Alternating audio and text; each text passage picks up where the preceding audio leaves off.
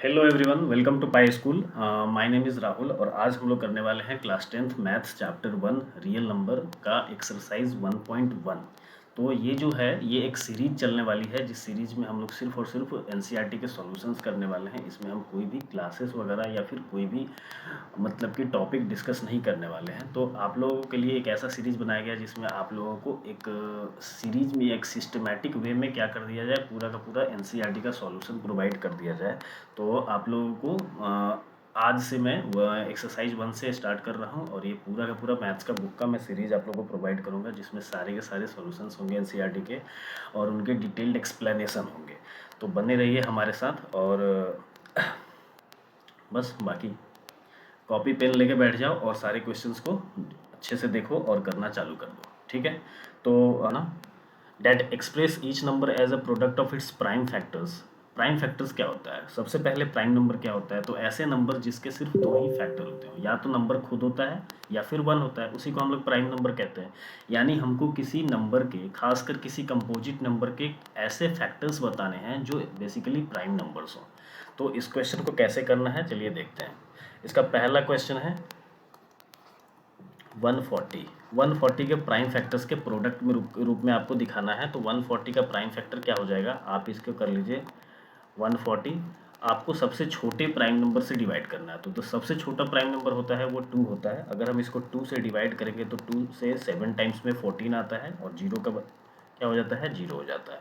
Again हम इसको किससे कर सकते हैं, 2 से कर सकते हैं। तो 2 को डायरेक्टली 2 के टेबल में 7 नहीं आता है, तो 2 के टेबल में 7 के करीब में क्या आता है, तो 2 के टेबल में 7 के करीब में 3 आता है। कितने टाइम्स में आता है, तो 3 टाइम्स में आता है। 2 3 जा 6, कैरी कितना 1, 1 और 0 हो जाता है 10।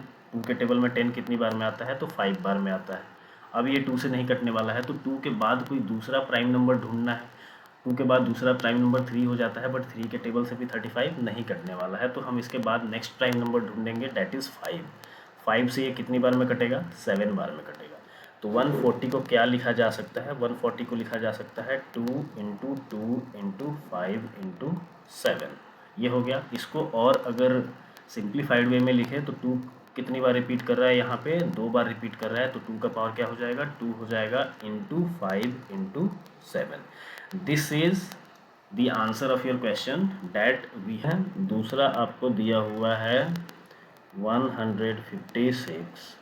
156 को अगेन सबसे छोटे प्राइम नंबर से करना है। तो ये होगा क्योंकि इसके लास्ट में 6 है, डैट इज़ इवन नंबर, तो इसके लिए हम क्या लेंगे, 2 लेंगे। और 2 से जब करेंगे तो 2 7 जा 15, आई मीन 2 7 जा 14, 2 7 जा 14, कैरी 1, 1 और 6 16 होता है, 2 8 जा 16। फिर से इवन नंबर है तो अगेन हम 2 से कर लेंगे, 2 3 जा 6 एंड 2 9 जा 18। अब ये जो है ये इवन नंबर नहीं है तो 2 से नहीं कटने वाला है, तो ये कितने से कटेगा, 3 से कट रहा है क्या, 9 + 3 12 होता है, तो ये 3 से आराम से कट रहा है। तो 3 से अगर हम इसको लेते हैं तो 3 1 जा 3, 3 3 जा 9, 13 आ गया। 13 एक प्राइम नंबर होता है तो ये किसी से नहीं कटेगा, डैट इज़ 13 1 जा 13। तो 156 को क्या लिखा जा सकता है, 156 को लिखा जा सकता है 2 इंटू 2 इंटू 3 इंटू 13। अगेन 2 2 बार हो गया है तो यहाँ पे 2 का पावर 2 कर देंगे, इंटू 3 कर देंगे, इंटू 13 कर देंगे। अच्छा एक बात मैं यहाँ पे आपको बता देता हूँ। एक्चुअली में ये जो है ये इसको क्या कहा जाता है, क्योंकि हम कॉन्सेप्ट नहीं पढ़ रहे हैं यहाँ पे, लेकिन फिर भी मैं बीच बीच में आपको क्वेश्चन से रिलेटेड जो भी कॉन्सेप्ट्स हैं ना वो मैं समझाते हुए चलूँगा। तो ये जो चीज़ है ना इसको कहा जाता है फंडामेंटल थ्योरम ऑफ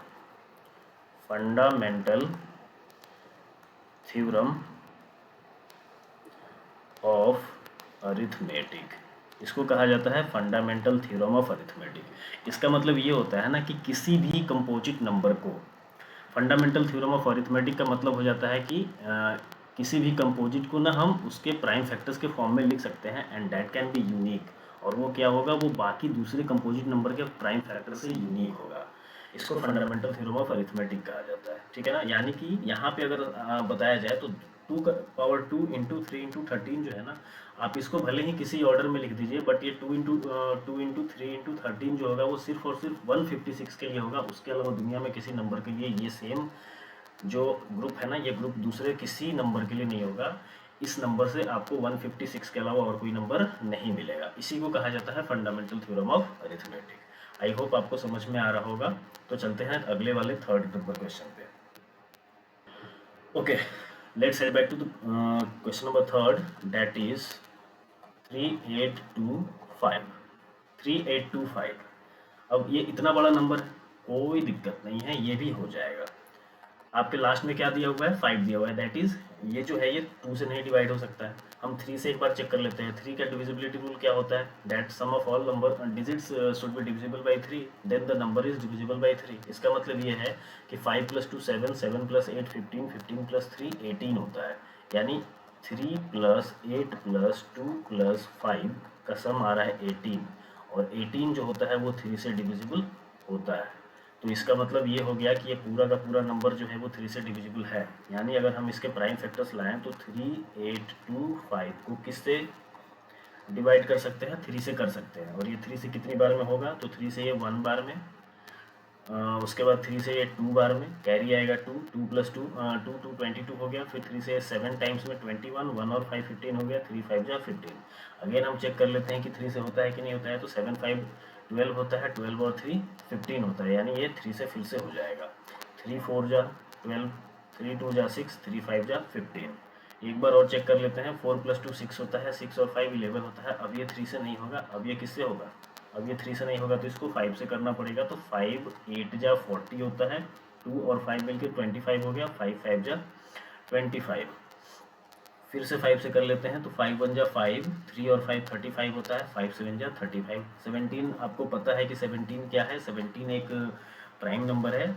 सो इसके कोई भी फैक्टर्स नहीं होंगे, तो हम सीधे सीधे 17 ही रहने देंगे यहाँ पे, और कोई चेंज इसमें नहीं करने वाले हैं। नाउ 3825 को क्या लिखा जा सकता है, तो 3825 को लिखा जा सकता है 3 × 3 × 5 × 5 × 17, यानी 3 का पावर 2 × 5 का पावर 2 × 17।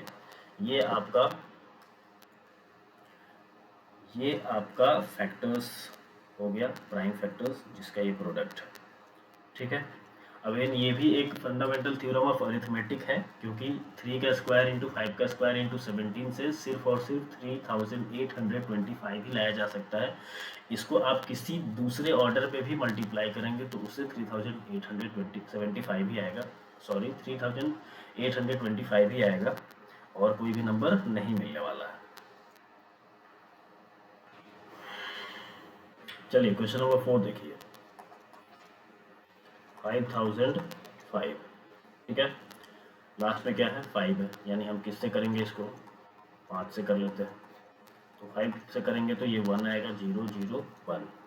अब 1001 किससे डिवाइड होता है, वह 3 से भी नहीं हो रहा, 5 से भी नहीं हो रहा, तो ये 11 से होगा। 11 से कैसे होगा, 11 का जो डिविजिबिलिटी रूल होता है ना, वो कुछ ऐसे होता है कि आपको अल्टरनेट का सम करना पड़ता है, और अल्टरनेट के सम में से बड़े नंबर में से छोटे नंबर को माइनस कर देना होता है। तो यहाँ पे 1 + 0 कितना हो गया, 1 हो गया, और ये 1 + 0 भी 1 हो गया, तो 1 में से 1 माइनस किया तो आंसर क्या आया, 0।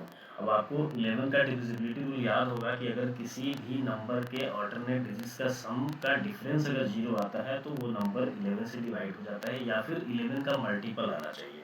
तो यहाँ पे क्लियरली 0 आ गया है, यानी ये नंबर किससे डिवाइड हो जाएगा, 11 से डिवाइड हो जाएगा। अब 11 से ये कितनी बार में करेंगे, तो क्योंकि 11 से करना है तो ये 10 तो छोटा नंबर होता है, तो हम 100 तक देखेंगे। तो 11 के टेबल में 100 के करीब नंबर जो आता है वो 9 टाइम्स में आता है, यानी 11 9 जा 99, 1 आया, 1 और 1 11 हो गया, फिर से 11 1 जा 11। अब ये 91 जो आया, 91 किससे कटेगा, तो 91 को आप काट सकते हैं, 9 + 1 10 होता है, 3 से नहीं कटेगा, लेकिन ये 7 से कटेगा। 7 1 जा 7, 2 और 1 21, 7 3 जा 21। तो इसका जो प्राइम फैक्टर्स आया वो आएगा आपको 5005 का प्राइम फैक्टर हो जाएगा 5 × 7 × 11 × 13। आप देख पा रहे होंगे कि यहाँ पे जितने भी डिजिट्स हैं ना, सारे के सारे यूनिक हैं, कोई भी रिपीट नहीं हुआ है। These are prime factors of 5005। ठीक है। चलिए, ये जो नंबर है ना, ये नंबर थोड़ा सा मतलब कि घुमाने वाला है। क्यों मैंने ऐसा कहा, क्योंकि देखिए ये जो 7429 है, ये नंबर लास्ट में डिजिट ऑड है, तो ये 2 से नहीं कटने वाला है। 9 + 2 11, 11 + 4 15, 15 + 7 22 होता है, तो इसका जो सम है ना, सम ये 22 आ रहा है, तो ये ना ही 3 से कटेगा और ना ही 9 से कटेगा। 4 से नहीं कट सकता है, 5 से नहीं कट सकता है। 5 से इसलिए नहीं कट सकते क्योंकि लास्ट में 0 होना चाहिए या फिर 5 होना चाहिए। 6 से क्यों नहीं कटेगा, क्योंकि लास्ट में इवन नंबर होता है 6 के। 7 से एक बार ट्राई कर लेते हैं कि 7 से कटता है कि नहीं कटता है। तो 7 1 जा 7, 7 1 जा 7 हो गया। फिर आपका क्या हो गया, एक बार 7 1 जा 7 तो हो गया। चलिए, ये 0 आया, ये 4 आया, यहाँ पे हमने 0 डाला, ये 2 आया। 7 6 जा 42 होता है, 42 का भी 0 हो गया। 9 आएगा, 7 1 जा 7 होता है और रिमाइंडर कितना आ गया, 2 हो गया। तो ये 7 से भी नहीं कट रहा, तो ये 2 3 9 5 4 6 7 इन सब नंबर से नहीं कट रहा है। तो 11 से ट्राई कर लेते हैं। 11 से ट्राई करने के लिए सीधे सीधे आप डिविजिबिलिटी रूल देख लीजिए। 11 में आपको 7 4 2 9 में आपको 4 और 9 को ऐड करना है और एक बार 7 और 2 को भी क्या करना है, ऐड करना है। तो 7 + 2 हो जाता है 9 और 4 और 9 हो जाता है 13। 13 में से 9 को माइनस करेंगे तो आंसर आता है 4। डैट इज नॉट 0 या फिर that is not equal to the any multiple of 11। इसका मतलब ये हो गया कि ये 7 4 2 9 जो है ना, ये आपका 11 से भी नहीं कटने वाला है। तो 11 से नहीं कटेगा, 12 से तो डेफिनेटली नहीं कटेगा क्योंकि लास्ट में ऑड है। उसके बाद आ गया 13। 13 से एक बार ट्राई कर लेते हैं। तो 13 से 7 4 2 9 डिवाइडेड बाई 13, तो 13 5 से कितना होता है 65 और 13 6 हो जाता है 78। तो हमको यहाँ पे 5 टाइम्स में 65 लेना है। अब इसको माइनस करने पे 9 आता है, 2 आता है। 13 7 जा जो होता है वो होता है 91। तो 91 92 में से 91 माइनस करेंगे तो 1 आएगा और यहाँ पे 19 आएगा। अब आपको पता है 13 1 जा 13 करने पे ये आ जाता है 19 में से 13 को माइनस करेंगे तो 6 आएगा। डैट इज इसमें भी रिमाइंडर है, तो ये 13 से भी नहीं कटने वाला है। तो 14 से नहीं कटेगा, फिर 15 से नहीं कटेगा, 16 से नहीं कटेगा। इस बार डायरेक्ट अब आपके पास ऑप्शन क्या बच गया, 17 का बच गया। तो लेट्स सी कि 17 से कटता है कि नहीं कटता है।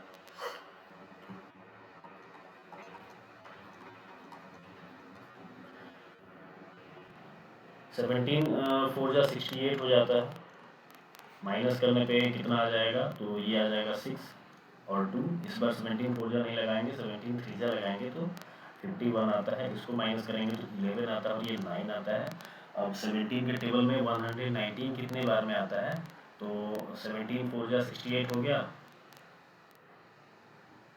17 7 जा आ जाएगा आपका 119। तो यहाँ पे रिमाइंडर 0 आ रहा है। इसका मतलब क्या है कि ये 17 से कट जाएगा। तो 7 4 2 9 3 से कटेगा और कितनी बार में कटेगा, तो 437 टाइम्स में कटेगा। अब चेक कर लेते हैं कि ये 437 जो है ये किससे कटता है। तो 437 में देख लेते हैं, 4 + 3 + 7 है, यानी ये 14 आ रहा है। इसका जो सम है, सम 14 आ रहा है, तो ये 3 से तो नहीं कटेगा, 3 से नहीं कटेगा, 9 से नहीं कटेगा, 7 से कटेगा कि नहीं। तो 7 6 जा 42 होता है, 1 और 7 17 होता है, यानी 7 से भी नहीं कटने वाला है, 9 से नहीं कटने वाला है, 11 से कटने वाला है कि नहीं। 11 3 जा 33 होता है, 107 11 से भी नहीं कटने वाला है। एक लेट्स सी ये 19 से कटता है कि नहीं। 19 से 437 को जब हम काटेंगे तो 19 2 जा 38 होता है, माइनस करेंगे तो 13 में से 8 माइनस करने पे 5 आता है और ये 7 होता है। 19 3 जा 57 होता है, यानी ये 19 से कट जाएगा। सो गाइज ये 19 से कट जा रहा है, तो 19 से कितनी बार में कट रहा है, तो 23 बार में कट रहा है। अब आपको पता है कि 23 अपने आप में एक प्राइम नंबर होता है। तो 7429 का जो प्राइम फैक्टर होगा वो होगा 17 × 19 × 23 और ये सारे के सारे प्राइम नंबर्स हैं, तो इनको और छोटा नहीं किया जा सकता। इसका मतलब हमको इसको इसी पे छोड़ना पड़ेगा। तो ये रहा आपका क्वेश्चन नंबर फर्स्ट एक्सरसाइज 1.1 के सारे सॉल्यूशंस। मैंने एक एक करके सारे सॉल्यूशंस आपको प्रोवाइड कर दिए हैं जिसमें आपको जो थ्योरी यूज करना था वो था फंडामेंटल थ्योरम ऑफ अरिथमेटिक, यानी किसी भी कंपोजिट नंबर का जो फैक्टर्स होते हैं ना, वो फैक्टर्स, अगर प्राइम फैक्टर्स की बात करें हम, किसी भी कंपोजिट नंबर के जो प्राइम फैक्टर्स होते हैं वो अपने आप में यूनिक होते हैं और एक्सेप्ट देयर ऑर्डर, यानी उनको आप किसी भी ऑर्डर में कर सकते हैं। जैसे 17 × 19 के बदले अगर हम 23 × 19 करें, 23 इंटू 19 करें तब भी हमको आंसर मिलेगा 7429 ही, ठीक है। या फिर हम शुरू में 19 कर दें, विद बाद में 17 कर दें और फिर 23 कर दें, तब भी आपको आंसर क्या मिलने वाला है, तब भी आपको आंसर 7429 ही मिलने वाला है। इसी को फंडामेंटल थ्योरम ऑफ अरिथमेटिक कहते हैं। तो